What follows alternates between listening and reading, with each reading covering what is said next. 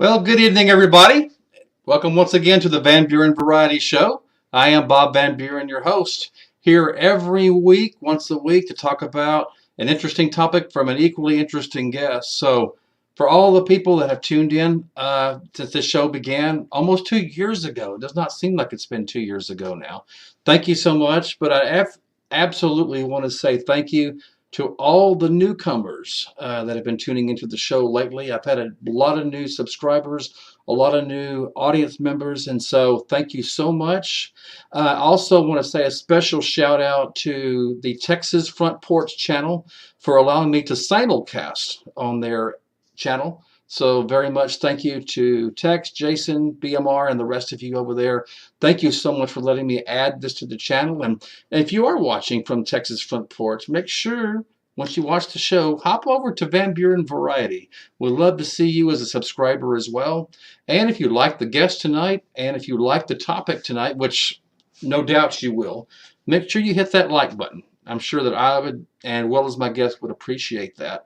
So thank you so much again. Again, for the newcomers that's been on, what's the channel about? Well, it's variety, and it means that in every sense of the word. It could be a guest to talk about their profession, a how-to segment, their life story, accomplishments, even maybe play some music. So hence the word variety. So go to YouTube, click on Van Buren Variety, hit that subscribe button, and you'll get previews and updates on guests that will be on the air later on. So again, welcome to everybody here. Glad you're here. Hope you've all had a great week so far. But before I bring my guest on tonight, I'd like to just say a little public service announcement to each of you watching this right now. Because of my guest tonight, I have to say you never know what kind of seeds you're planting in someone's life. And you never know, you may not even know the person to whom you're influencing in a very positive, good way. And that's why tonight, before I bring my guest on, I'm actually going to dedicate this particular show tonight to my grandfather. Here is a picture of him now. This is my maternal grandfather, whom I affectionately call Pawpaw. Unfortunately, or say maybe fortunately, he's been not with us for over 3 decades now. He passed away. He's gone on to his heavenly reward. But because of him, 4 decades later, now I have been in contact with my guest tonight, who, in a way, my late Pawpaw brought us together, because my guest tonight was a disc jockey, hosted a radio program on the radio called the Bluegrass Express. And let me tell you, I know there's probably a lot of bluegrass fans out there, but I don't think they ever came close to as big a fan as my Pawpaw. You mentioned bluegrass, he was there. Not only did he listen to this program called the Bluegrass Express, he recorded them all on 8-track tapes. Now, I know the younger generation is not going to know what an 8-track is, but he would not only listen, he would put these tapes, blank tapes, and record them. And when we moved away from where this station was, we still got to hear this program. And so I was influenced listening to the Bluegrass Express, but it was hosted by a very, very, very great individual who knows his music. And I know more about him now than just the Bluegrass Express by talking to him. He's done, ladies and gentlemen, when I tell you he's got an impressive resume, I mean, there's enough space that what he has accomplished in his life. And I am so honored to have him here tonight to share with you his accomplishments and his talent. So without further ado, I'll be quiet and I'll bring my guest on tonight. Ladies and gentlemen, I would like to introduce you to Tony Ullrich, who will be talking not only about his radio experience, such as the Bluegrass Express, but his life accomplishments and stories. So Tony, welcome to the Van Buren Variety Show. Well, thank you, Bob. I don't really know what to say. That is such an honor. When you contacted me, I was astounded and floored. So I'm very happy to be here. And it's kind of you to ask somebody at my age to share my life experiences with your audience. So I hope my goal tonight is to keep it fun and share some of the fun things. Basically, I tell people that basically I'm pretty boring by myself, but No. I have had these people who've come through my life. Mance Lipscomb, the blues singer, John Lomax, the folklorist, Hmm. Michael Murphy. I played banjo for Michael Murphy at Kerrville, and Michael Murphy, the country star. yeah, And here's the picture, ladies and gentlemen, to prove it. That's well, Tony playing with Michael Martin Murphy. yeah, well, I'll do a whole story on that when we get to Kerrville. But Okay. that Okay. was the man who had the fear of God in his banjos right there. Okay, yes, well, that's a pleasant surprise. Sure. If we can, when I talk to you, I'd like to start with a brief history of my birth in Dallas because Please, it Tony. involves music. We would love to know how it all began. Please. My birth date was September 3rd, 1941, 3 months before Pearl Harbor. Oh, that's right. And Oh, wow. Dallas, Florence Nightingale Baptist Hospital. There'll be a lot of listeners who are from the Dallas area who will hopefully recognize the short story that I'm going to tell you. Okay? If you go to a street map of Dallas, you'll notice a long street that comes out of the center of the old part of Dallas up towards northeast, and that goes to the Lakewood Shopping Center. Mm-hmm. That is Gaston Avenue. And that in the 40s, and that was a main thoroughfare northeast out of Dallas. And that is a hill. It's not a flat street. It goes up and up and up and up, and all of a sudden you're at the top of the hill, and it drops down into Lakewood Shopping Center. Mm-hmm. Now, in 1941, we didn't have Walgreens and we didn't have CVS. The Dallas drugstore was a place called Skillard's. And then we also, the milk and the ice cream was Cabell's. And in that Lakewood Shopping Center, it drops down, and there's an old Art Deco theater that's still there. Oh, really? So that was kind of my childhood. Now, as you get to the top of the hill, the second from the ending street is horizontal, and that's Lipscomb. And we lived at 715 Lipscomb, and that Lipscomb is only 1 block long, because at the other end is a street called Junius that parallels Gaston, and that is where our elementary school, Lipscomb Elementary School, is. Now, remember, I'm hoping that there's some people from Dallas who recognize this area. Now, you go up to the top of the hill and you jog left, and you'll come down to a place called Swiss Avenue.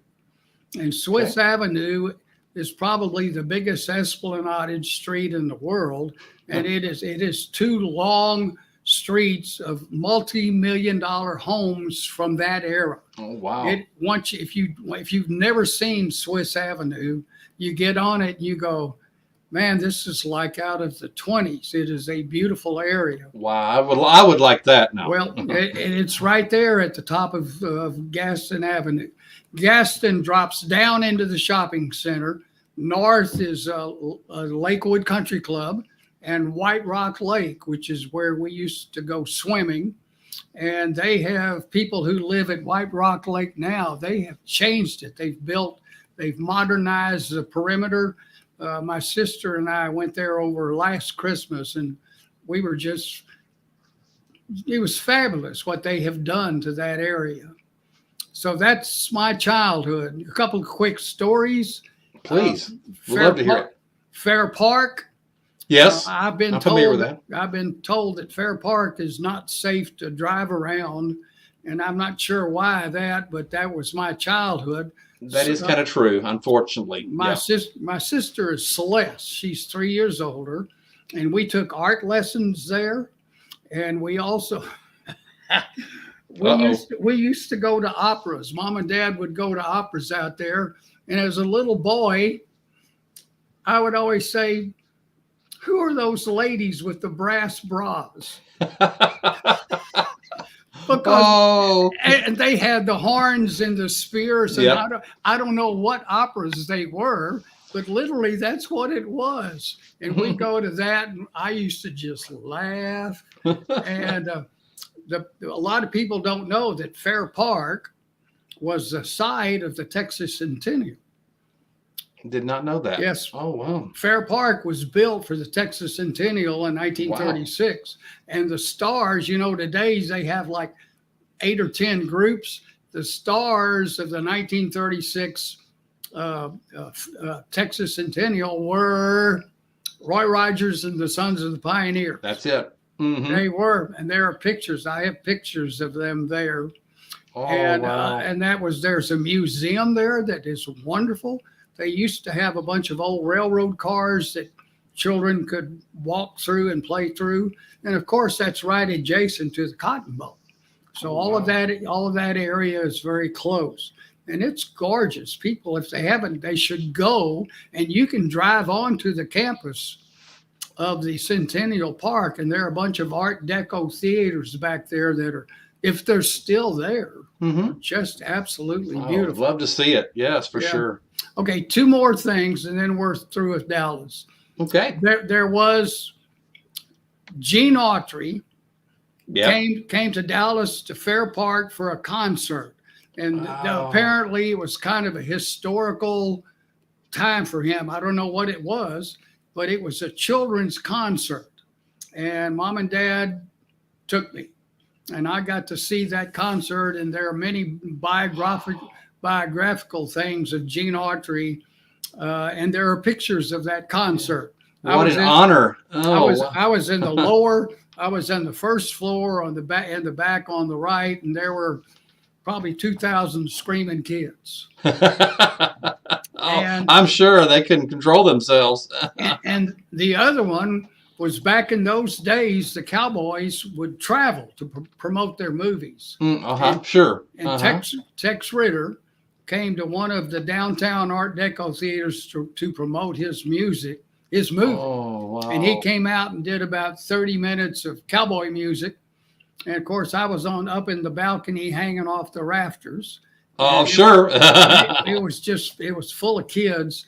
And I heard this unbelievable guitar player. I was just a child. I must have been 7, 8, maybe. And it stuck in my brain. And years later, I realized that Merle Travis was on stage. I remember Merle Travis. Playing for Tex Ritter. And then when Johnny Bond wrote Tex Ritter's biography, when he died in 1974, Johnny Bond was Tex Ritter's business partner. And he wrote a biography, and they had a discography in the back, and it listed all the songs that I knew as a child. And right there was Merle Travis, Merle Travis, Merle Travis.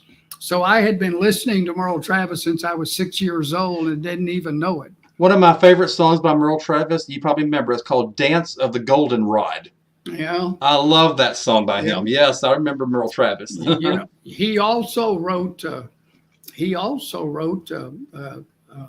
16 Tons. Yes. I forgot about that. Which was a huge hit for Ernie Ford. Yes.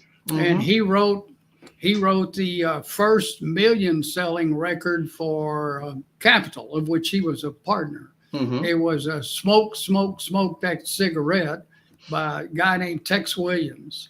And that was the first million-selling record for Capitol Records. And then also he wrote 9 Pound Hammer, which is a bluegrass. And he wrote others, but those are 3 of the most notable. That is great. Oh, well, what a history. And what an honor to see these people. Did we send you a picture of him, me and him together? You and who now? Merle. Let's see. What year would that have been? Let's see. It would have been 76. 76. Okay. Let's see. Was this it? This is something else. Oh, wait. Well, I'll cover that. That's on the left. My right is Johnny Bond. He was Gene Autry's guitarist, Tex Ritter's business partner. Oh, wow. He wrote the classic cowboy song Cimarron, among others. Yes. That's me with more hair. You're second from left from what we're looking at. Okay. Yeah, the sunglasses is John D. Loudermilk, who wrote many songs, including Abilene and I can't Bad News, and the last one on the white T-shirt with the dark cowboy hat is Billy Ed Wheeler, who wrote "Cold Tattoo." That was one of his many folk songs. Oh, And wow. that was at the 1976 Kerrville Country and Western Festival. Oh, that is great. Oh, wow. And so I don't know how. Okay, pause. No, just let me find it because it's a good picture. Okay, no problem. I don't know. There's Lomax. There's Mance. You said 76 is when this was? I'm looking to the pictures here that you saw. Was this one? There's a 76 here. No, that was at Rice University. Oh, that's right. You told me that. Yeah. Well, apparently. Okay. That's okay. Okay. Let's don't take any more times. I'm sorry that I didn't think to put that up there. It's a picture of me with Merle's classic Gibson Super 400. Well, let me just stop you there, Tony. To my audience and subscribers, Tony has got a large resume of pictures that we're going to show you, people he's met and career opportunities. There's no way we can cover this in one episode, so this is part 1 of 2 tonight. Okay. So make sure if you like what you're hearing tonight, you tune in next Tuesday because we have a follow-up with Tony. Okay. So now, we're all standing by with bated breath, Tony. We're looking forward to it. Okay, let me tell you one more story about Dallas. Okay, love to hear it. In the 40s, our milk was delivered by a horse-drawn cart milkman.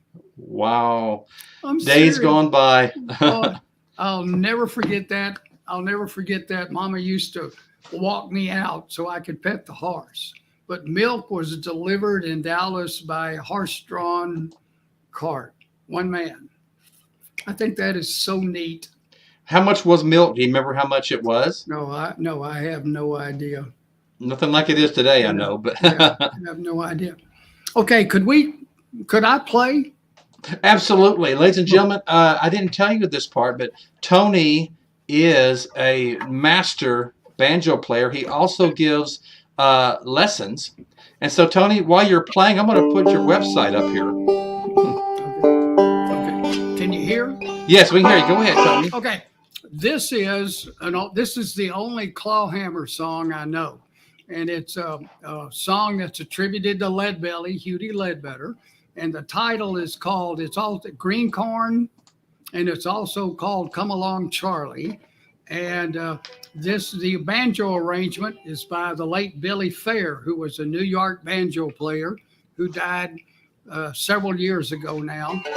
And it's clawhammer style, and he invented this little riff that goes through the song. We're looking forward to it.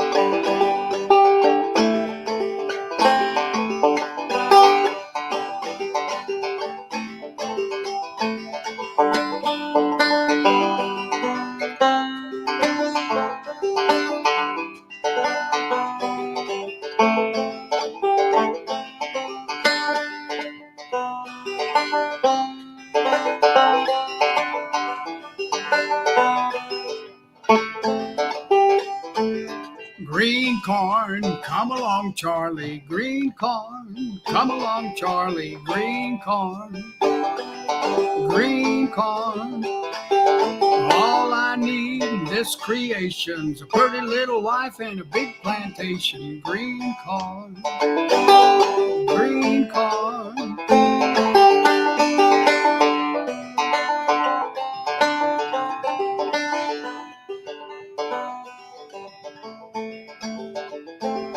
Wake snake, day is breaking, beans in a pot and a whole cake's baking. Green corn, green corn.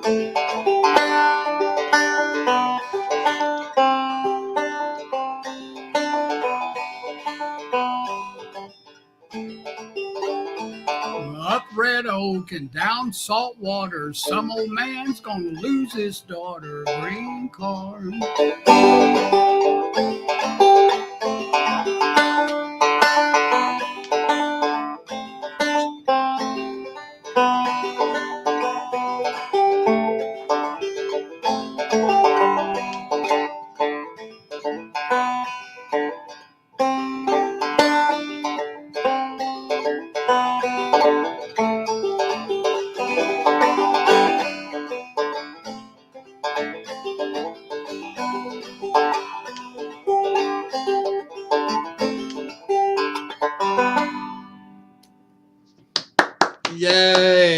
Very good, Tony. Thank you very much. And I'd like to point out again to my audience, Tony, not only is he a master banjo player, he also gives banjo lessons. As I showed you the website, I showed you the websites as he was playing just now. So 50 years. This is my 50th anniversary here in Houston. 50 years of teaching banjo. I began teaching in 1972. Wow, what an accomplishment. Now, what's the best website? If anyone's watching and they're in that area, they would like the lessons from you. What's the best website to go to? Well, it would be BanjerProductions.com. Yeah, I've got it. Uh-huh. Yeah, help me pay off my Sears Roebuck bill. Yeah. Oh, wow. Okay. Thank you for that. That was great. Yeah, I enjoy. I'll ask to play as we go just for a break. Okay, Houston. Okay, June of '49, we moved to Houston. Okay. My father was hired away from a company in Dallas, and he was hired to be the new regional sales manager for Train. This is when Train, this was 1949. The corporate organization of Train was different than it is today. And he had a large territory, which he was in charge of. And we moved to Houston, and it took us 2 months to find a home. Our first home was on Darrington, people in Houston. It's right behind where the Shamrock Hilton Hotel was, which has been torn down. Okay. And we lived in the shadow of the Shamrock Hilton. And our home was not air conditioned when we moved in, and Dad put Train air conditioning in it. So we got air conditioning pretty quick. In Houston, you'll need it, yes. Yeah, for sure. And my schools were Roberts Elementary, which was on Greenbrier. People in the Rice Medical era know Roberts Elementary. And I went to Pershing, which is out on Stella Link and Holcomb. And then I went on to Lamar. Now, Dallas, I had piano lessons. We moved to Houston. Oh, wow. I had violin lessons in elementary school. And I also got a guitar. Mom and Dad bought me a guitar. So music was building along. The closest thing to a true love was the violin. But I, for some reason, didn't quit. I didn't stay with it. And I guess it just wasn't there. And I went on with the guitar, took guitar lessons. And my first real musical experience was in the mixed choir in Pershing. My choir teacher was a lady named Virginia Perkins. And that was my first singing experience with a group. And I found out that I had an ear for harmony. Not necessarily vocal lead, but she put me in charge of the harmony section, and I realized that she told me that I had a gift for harmony and I should stay with it, so I did. And that was Pershing. I got my my first electric. Okay, guitar enthusiasts are going to love this. Oh, we can't wait. My first electric guitar was a 1956 Fender Telecaster. Now, all of the guitar collectors out there are going, ooh, because a 56 Telecaster, today it was white, would be worth a lot of money. I don't know how much, but they are collector's item. There's one picture of me in the Orendo with my singing group that I accompanied on stage at Lamar, and you can see the Telecaster there. Okay. And while I'm here, let me go talk about the satellites. Okay, this is high school. There was a singing trio. Okay. Jeremy Wicker, Pat Harrigan, and Larry Hitt. And they had a singing group, and they asked me, I joined them, I think, early our senior year, and I performed with them. And they are all still with us. They're all retired, successful. Jeremy Wicker was an attorney. Good to hear. And Larry Hitt owns his own business here in Houston now. And Pat Harrigan is also retired. So we had a singing group for that 1 year, and we had a reunion. And they're really great guys, and I was glad to be part of it. So that That's was great. really, and then the mixed choir at Lamar was important also. So that was, I think that's just about it with Lamar. A couple of historical things.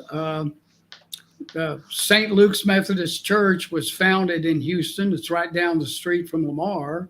And we Wow. attended St. Luke's when it first opened, and it held its services in the Lamar Auditorium. And the founding pastor of St. Luke's Methodist was Durwood Fleming. And his son, John Hugh, and I and Jerry Wickers stand side by side in the senior, the mega picture. Sure. So we're there, and it was a good time. Lamar was a good time. We experienced a lot of good fun. That's great. And then it seems like I'm leaving something out with Lamar, but I think.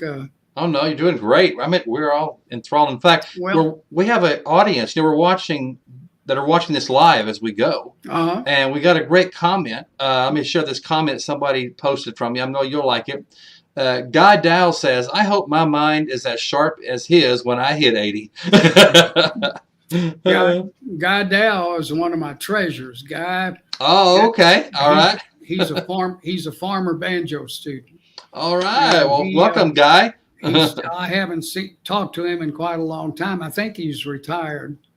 But thank you, Guy. Thank you, Guy, so much.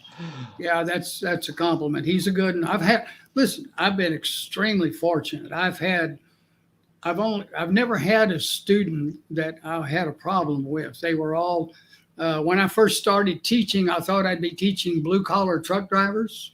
And they've turned out to be doctors, lawyers, and Indians. Everybody. 25 nearly 30% of my students today are ladies. Really? That's great. A lot of ladies who want to learn how to play 5-string banjo. So that's great. It's a life. You're, like I said, you're planting the seeds right now. Yeah. Okay, now. Okay. Continue, please. We can go to I think we might come back to that, but it's time to go on to Lubbock. Okay, we're in Lubbock now. Yeah, Lubbock. I am let's see. My great uncle played on the first football team. My parents graduated in '34.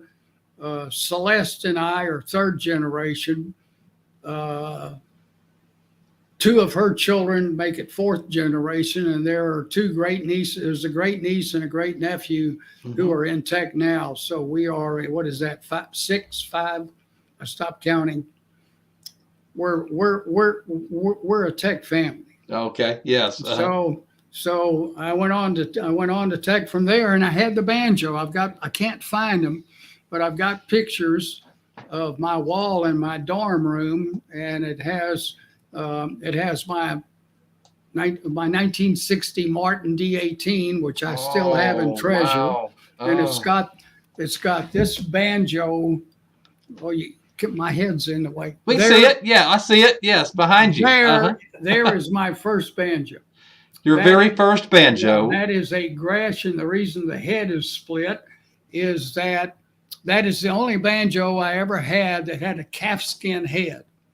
Earl Scruggs started using plastic heads in '59 when I was in Lamar. And after that head split, I always used plastic heads like everybody else. Sure. But that is a Gresham. I've only seen pictures of that banjo. It was not a professional level banjo, but it was my starting place. That's your first. That's where it all started then. Yeah, and I've saved it because it's important. It's historical too. So yeah, perfect. Now at Tech in the dormitory, I was immediately relegated to the maintenance engine room in the basement because of the banjo. I see what you're saying. Yeah. It didn't take long for the complaints. So I wouldn't complain. I can't believe people complain about it. I've always laughed about that. I had to go practice in the air conditioning maintenance room in the basement, and it was really noisy. Or I went outside and practiced under some trees facing away from the dormitory. Now, my freshman year at Tech, I was in Dorm 8, and Dorm 7, they were both new. They were like this, and they were joined by a common cafeteria. I see. And they didn't have names. My sophomore year, they had named them Carpenter and oh gosh, I forgot the name of it. It'll come. Okay. But anyway, Thompson, Carpenter, I'm 81. There it is. I'm 81. Carpenter and Thompson. Now, I played banjo and things went on, and I just enjoyed my music. And my junior year, 2 years later, a guy named John Dutchendorf, moved into Thompson Hall. And he became John Denver. His real name was H. John Dutchendorf Jr. He was from Arlington Heights, and he was a military brat. I did not know his real name all this time. He was in Thompson. I was in Carpenter. And I wish I could say we were close friends and we performed together, but we didn't. He was kind of standoffish, which is okay. Everybody's got to be somewhere. Everybody has their own personality. Yes. I tried to. I would go to the cafeteria and I would sit and talk to him and try to talk about music, but he just really was not interested. And then I found out that he had pledged Delta Tau Delta, and he had a folk music group called the Alpine Trio, which I did not know about. Thompson and Carpenter were way on the back side of the campus, and they were all over in the old dorms. So I did not know, but John had pledged Delta Tau Delta. If you don't know that fraternity, if you'll Google Delta Tau Delta, I think John Denver is still on the homepage of the fraternity Delta Tau Delta. And my good friend Dal Patterson, who will come into play here in the near future, I think got closer to him than I did, but we never did perform together. And I was sad about that because I could tell that he was, there was something about John Denver. You could just tell that we didn't know he was going to be what he turned out to be, but I just knew that he had a talent level above mine, and I was not jealous. I was just trying to meet him. Yeah. So that takes care of John Denver. Fraternity. Wow. I'd like to talk about my fraternity just a little bit. Please. We're all enthralled. I'm a member of Phi Delta Theta, and at Tech we are Texas Epsilon. Now, I have not been active in years. I was rush chairman my last 2 years, and I led the men's chorus in the fraternity for 2 years. Oh, that's great. If there are Tech listeners, viewers here, I'd like to mention the name Bill Dean. Bill Dean is kind of one of the great people about Texas Tech. When I pledged Phi Delta Theta, he was rush chairman. He was president of the fraternity, and he was president of the student body, and he was captain of the baseball team, and he was my pledge trainer. Really? All of that in 1 year, and he was a giant to all of us. I haven't talked to him in years. I haven't been to Lubbock in a long time, and he's just one of the great people. And if anybody knows him and talks to him, tell him that Tony Ullrich says hello. Yep, absolutely. For sure. And I can't think of much more about Tech at the time. Well, I can. My sister, Celeste. Okay. Celeste is 3 years older. She lives in Frisco. She's a widow. Her husband was George Thomas Crowder, and he was a Cap Sig, and she was a Pi Phi. And I miss Tommy. He passed in 15. Yeah, very sad. He had in his later life, he had a lot of physical problems. It was very sad. And Tommy is honestly one of the great men of my generation, and he is missed by a lot of people. I'm sure. I did that because that's the way I honestly feel about George Thomas Crowder. He was Pascal. He went to Pascal High School. Oh, okay. So, Yeah, I know where that's at. yeah, for sure. So, let me talk a little bit about my parents.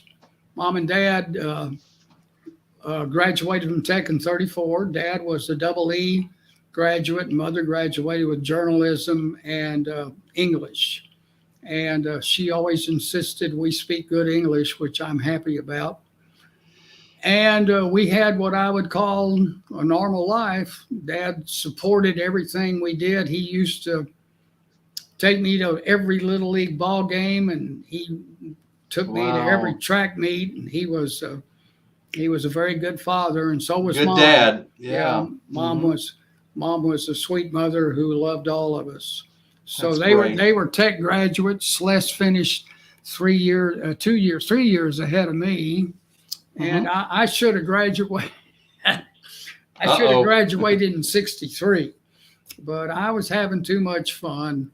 And We all partied in college. We've all done it. I'm one of those guys who stretched it out to 5.5. Okay, I didn't stretch it that far, but yeah, you got me beat now. I had too much fun, and I escaped Tech, and I have a degree over there on the wall. It's over on the wall, and then I was not happy, so I decided to go to Texas. I realized when I finished I have a business degree, and I was still wanted to do music. So I decided to go to Austin and go to Texas, which I did. And I worked 3 part-time jobs to pay my way through. I worked at the Texas Department of Weights and Measures. I had a job helping with calibrating the weights for trucks and stuff. Oh, interesting. And I taught banjo. The music store in Austin in 1965 was a place called J.R. Reed. It was on Congress, right down on Congress. And the manager was a guy named Louis Kryzak, who was really a nice guy. And he let me teach banjo there. So I had a few students. And then lastly, I had worked in retailing in high school and Lubbock. I worked 2 Christmases and 2 summers at Rodney's. Rodney's was in Rice Village. It's no longer there. And Rodney's was kind of the Norton Ditto of Houston Men's Store. Okay. So I had 2 years of experience in high school, and I worked with a great uncle.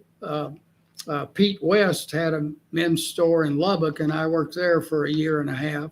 So I had experience, and I got to Austin, and I applied for a job at Reynolds Penland, and I got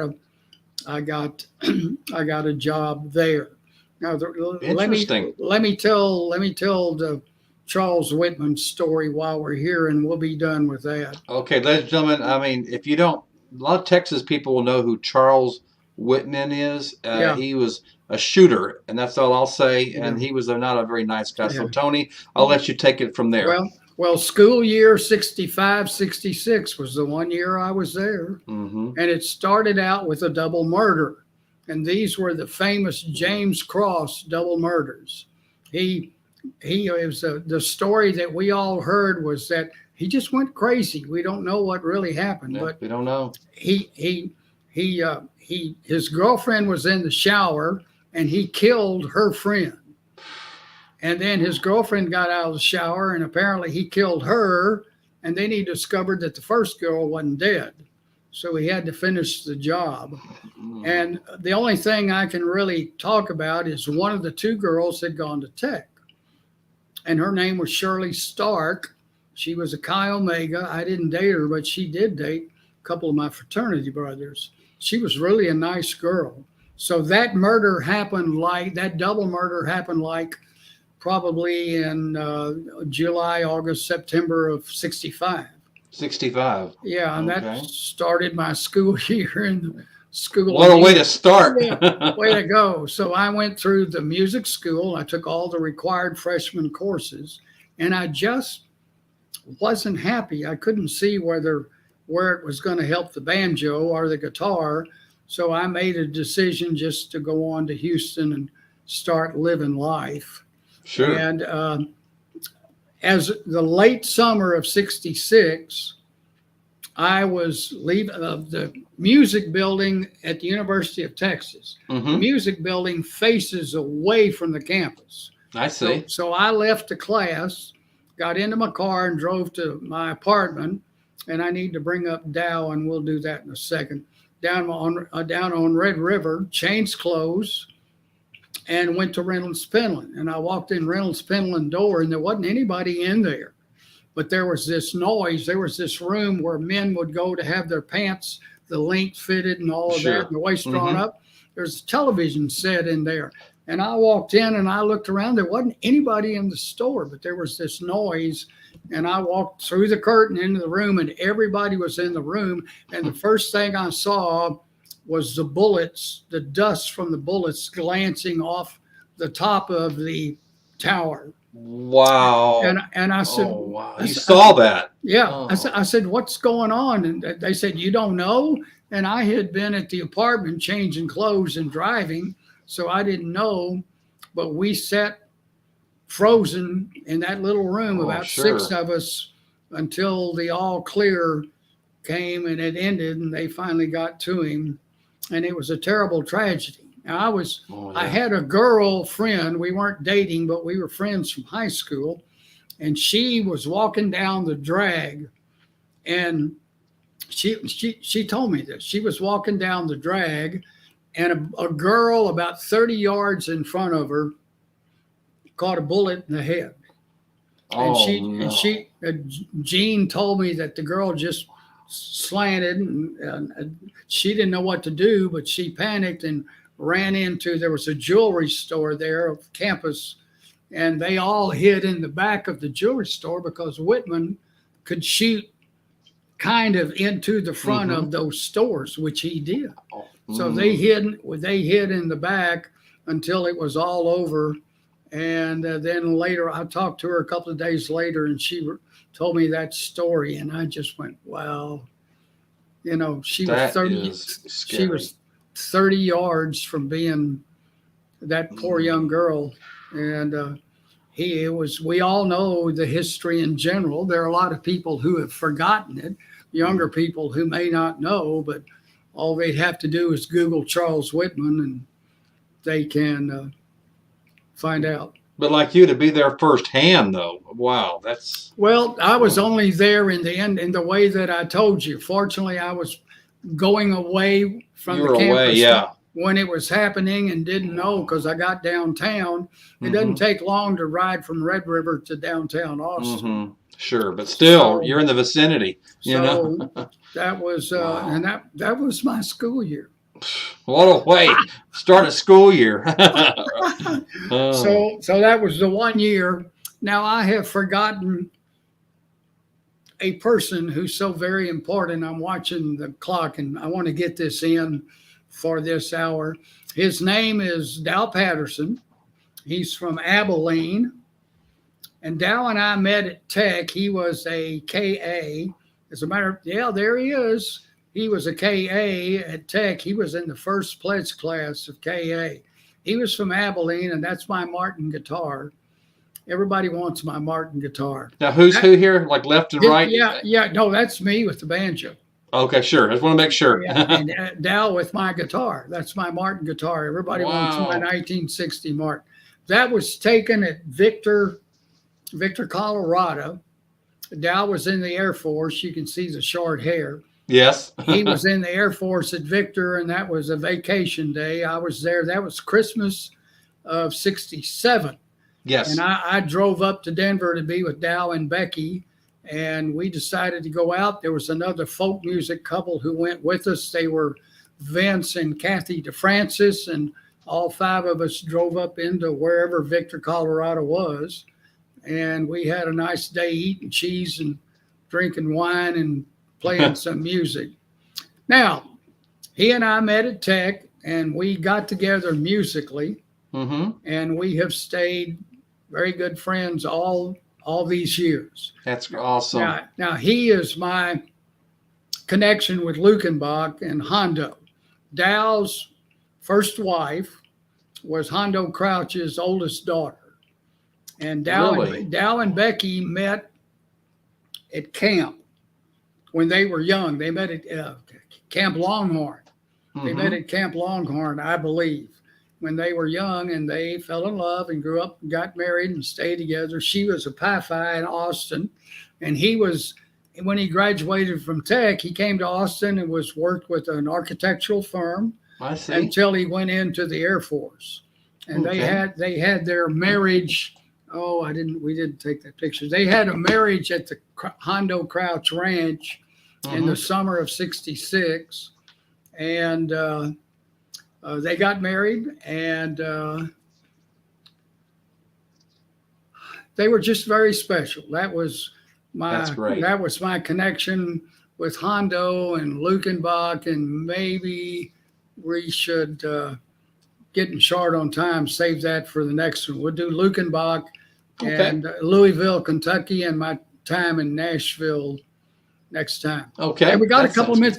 Can I play again? Oh, yeah. Listen, Tony, we got all the time in the world. So, yeah, please. Yes. Well, I'm looking at the clock up there. You know what? Don't worry about the clock. We're all standing by, and we're just enthralled you're here. Here's Tony Ullrich, ladies and gentlemen. I'm going to play and sing. This is my favorite song to sing. It's an old song that was written in 1823.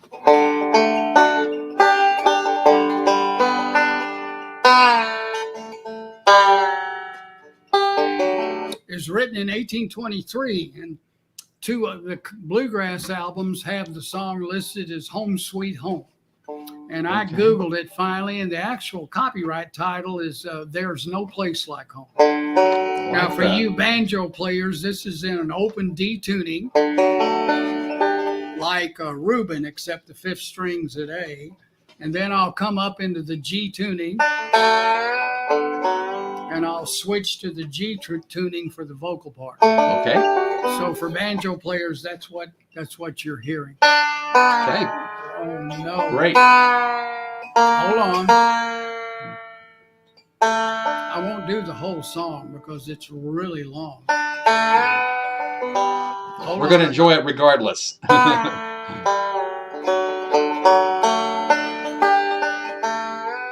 got to go up just a little bit. Okay.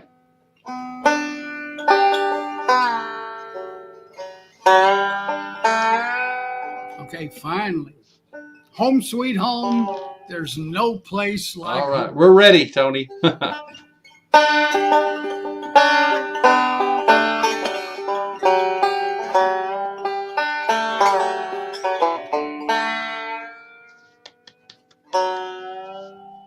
Amid pleasure and treasures, there's we may roam, be it ever so humble, there's no place like home. Charm from the sky seem to hallow us there, which seek through the world is ne'er met elsewhere.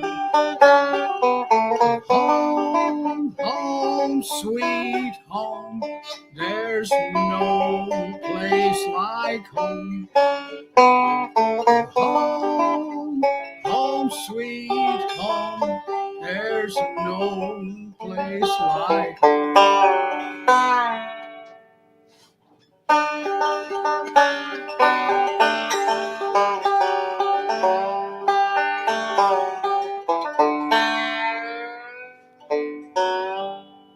I gaze at the moon as I tread this dreary wild, and I feel that my mother now thinks of her child, and looks on that moon from our own cottage door, through the woodbine whose fragrance shall cheer me no more. Home, home, sweet home. There's no place like home. Home, home, sweet home. There's no place like.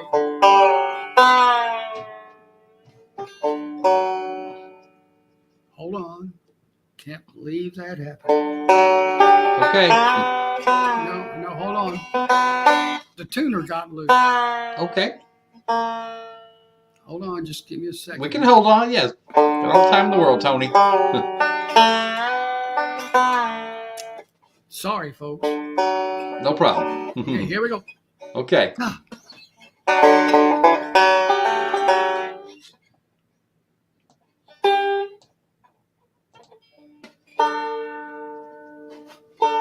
I'm going to get through this if it hair lips the government. Hey, we're ready.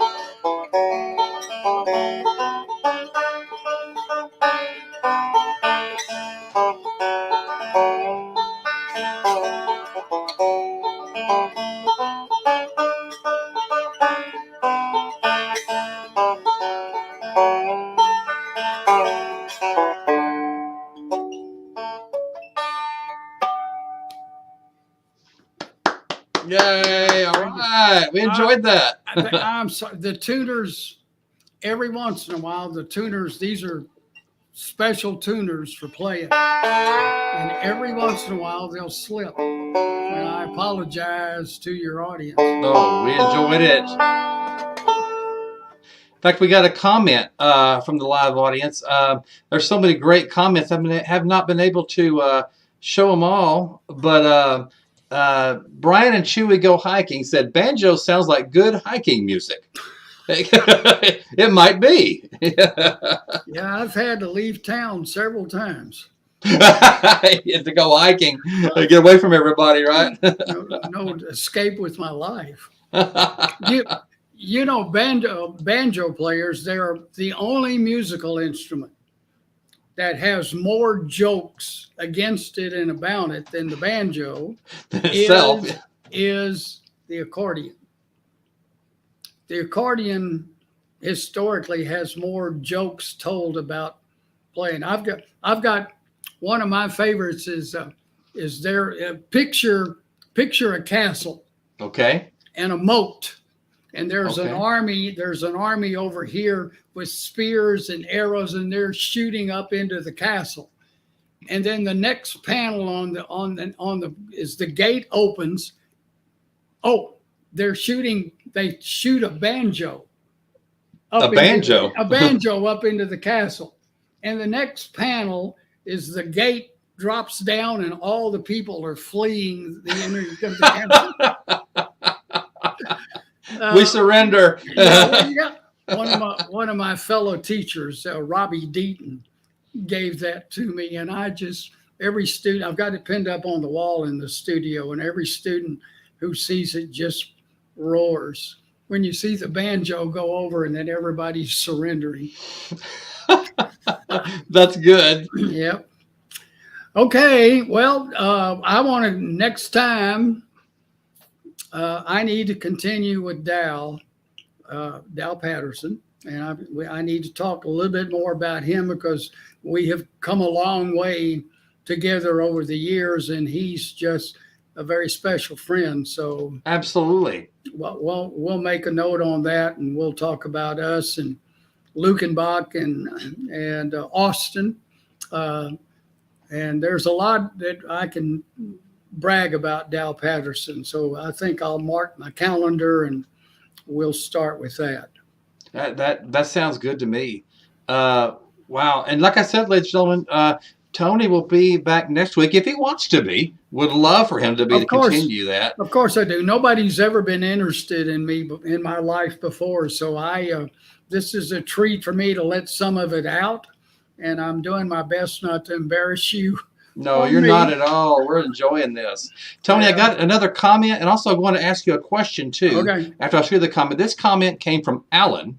And Yeah. it might be one of your former students. He said, No. wonderful show. I took my first banjo lesson February 26, 2014. Is this a former student as well? Yes, he is. Well, he comes occasionally even for lessons. He is a steel guitar player, and Really? he is.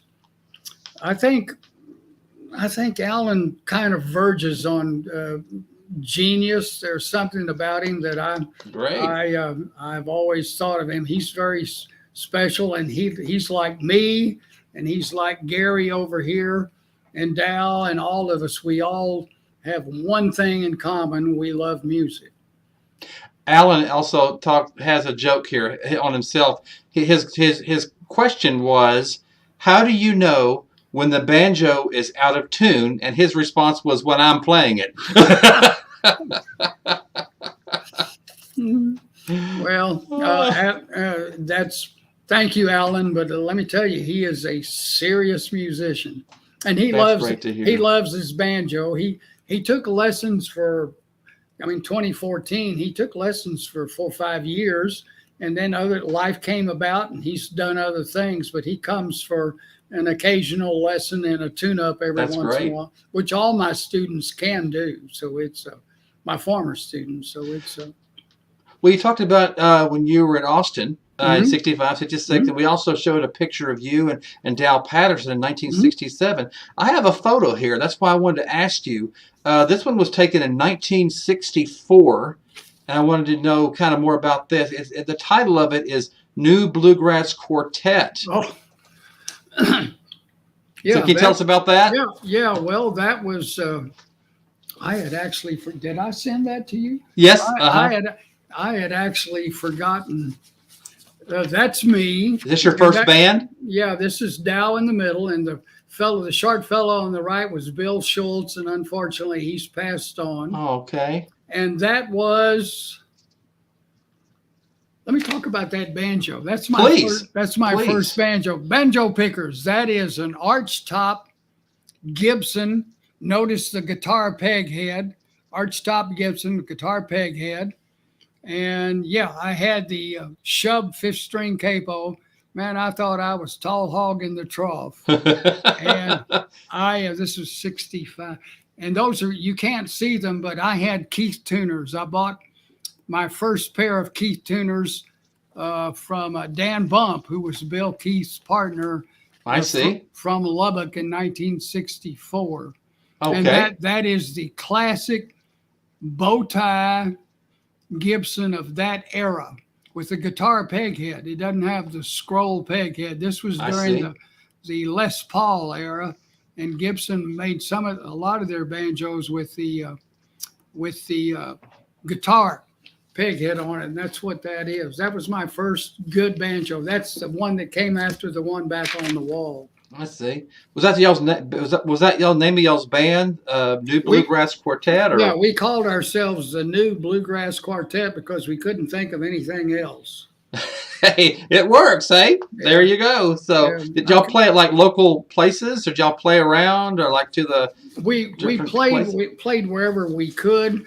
Uh-huh. Our favorite story is somehow, and Dow would have to fill this in. We got scheduled to play at I don't even remember if it was a school or what, but it was in Muleshoe, and Okay. we drove we drove up to Muleshoe, and I can't even remember where it was, whether it was a church or a school, but that was at the time when the greenback dollar was very popular. I don't give a damn about a greenback dollar. Uh-huh. And we sang Greenback Dollar, and the first time we used the word damn, the audience. The gasp, I'm sure. You And know? and we never used that word again. Yeah. And that was and we laughed. We understood, and we laughed all the way back. Yeah, that was the new bluegrass quartet. Thank you. I got to give thanks here to my business partner and great friend over here to my left. Gary is the IT guy of our business. Now, I've met him through the email. We've been emailing back and forth too. So My lessons on my website and my online lessons would never be there without Dow's friendship first and his expertise with IT. He doesn't like me to say this, but he was employee number 14 at Comback. So he got really? in. So he was he was on there. If you go over to the second page, there's a picture of Dow and me at Taste of Texas restaurant. I've got on a green shirt and he's on my right. Can you get to that picture? Let me see. What about year was that? You know? That would be, it would be the second page down toward the bottom. And you're wearing a green shirt, you said? Yeah. That one here? There it is. Yes, okay. That's Gary. He's sitting over here. That's Gary. He came to me for banjo lessons in 1985. And fortunately for me, he stayed as a friend. And that is I forget what that was. Was that my birthday or your birthday? It was one of our birthdays, and that's at Taste of Texas. Taste of Texas. Oh, really? Is one of Houston's most famous and popular restaurants. The owners are Ed and Nina Hindi, and Ed and Nina and I go back to the speakers committee on the rodeo and before. So now we can put a face with a name now, right? Yeah, I celebrated my 81st birthday September 3rd with a good friend from Lamar, Suki Fenolio, and I took her there for my birthday, and it's just it's a great restaurant, and they are more wonderful friends and good Christians. We're in the same Bible study class at Second Baptist. That's awesome. Oh, wow. Well, Tony, thank you so much. I mean, ladies and gentlemen, I have to say we haven't even scratched the surface, but don't worry. I mean, I'm looking forward. Next Tuesday can't get here fast enough for me. So we've got so many more pictures. He's got so many more stories. So, ladies and gentlemen, if you liked part one, I know you're going to love part two as well. Okay, well, I'm looking at the pages here. Have we got a second? We do, absolutely. Do you want to add something? I want to look at some pictures. Here's a picture of Alan Mundy and me in 75. I want to talk about Alan's first workshop here in Houston. This one here? There's a photograph of, that was 1975. Look at the shirt. Look at the styles there. I know. There's a picture down here, the only picture of me with Mance Lipscomb. I've got a wonderful story I want to talk about Mance and John Lomax, the folk music collector's son. Here's a picture of Becky over here with her book with my banjo on Harold Gunn's TV show. And there's the front door of the Alamo with Greg Deering and me and Gary. And there's Jack Brown, the author of Life's Little Instruction Book. He's dead now. He passed away last year. Jack and I worked together at an ad agency in Nashville. Wow. The stories you have. Wow, Tony, I'm so impressed. Well, I don't want you to be impressed. I hope we can get it all in. And there's some, I'm the luckiest guy in the world. You are, Tony. And thank you so much for sharing that.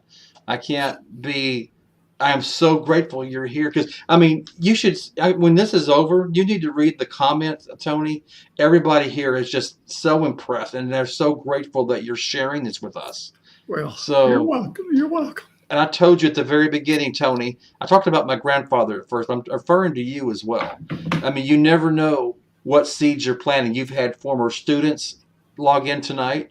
You've had people that have tuned into my show and they love your stories, Tony. I mean, it's been great. And thank you so much. And let's have fun again next week. We will. And ladies and gentlemen, just so you'll know, then this is part one of, well, I said 2. There might be a 3 and 4. I mean, because he's got so much, and I'm just looking, and I, Tony, am humbled for you being here because, I mean, you have touched me through my grandfather. And my grandfather, you know, he listen to those tapes that he recorded of you and your show religiously. And so I felt like I kind of grew up with you in a way when I was a kid. You did. You So, did. and listen, we'll talk about that too. He's got a radio career in addition to everything else he's done. I told you, he's got a resume this big. So the Bluegrass Express is just a small part of what he's done. So, and we'll definitely talk about that next week. And and Tony, you got to play some more banjo for us. We've got some more requests for that as well. And God has led me all the way. Okay, and on that he'll lead you wherever you need to go. Well, It's all I his want plan. to tell a couple of stories about my Christian faith and how I've got a really neat story about the first day that I walked into Second Baptist Church. Okay. So that's a story that people are going to go, no, that didn't happen, but it did. Okay. Thank you, sir. Thank you, Tony. And like I said, we've got so many best wishes. I'll let Gary let you see the show and the comments, but I do want to share just a few before we go. Thank you. Sue is saying, thank you, Tony. Enjoyed listening to your stories of your past. Calvin says, best wishes from Boston, Tony. Former student. Oh, former student. Yep. Oh, wow. Certainly is. So you got, let's see, there's so many. I mean, it's hard to pick just a few. You'll have to see them yourself, but it's been wow. And then AJK, Tony is interesting. So you got so many fans out here now. I don't know him, but he looks like a military guy. Yeah, AJK. Yeah. Thank you, sir. God bless you for protecting our country. Yeah, thank you, AJK, whatever branch you're in. So, again, ladies and gentlemen, make sure you tune in next week because, I mean, it was interesting tonight. It'll be equally interesting next week. So, Tony, we are all looking forward to seeing you, and God bless, and we'll see you next week. Yes, sir. Thank you, sir. And ladies and gentlemen, that's going to do it all tonight for this episode of the Van Buren Variety Show. Thank you so much for tuning in. We had a lot of new people coming in tonight. We have a lot of Tony Ullrich fans out there. And I couldn't be more humbled that you're here because of him.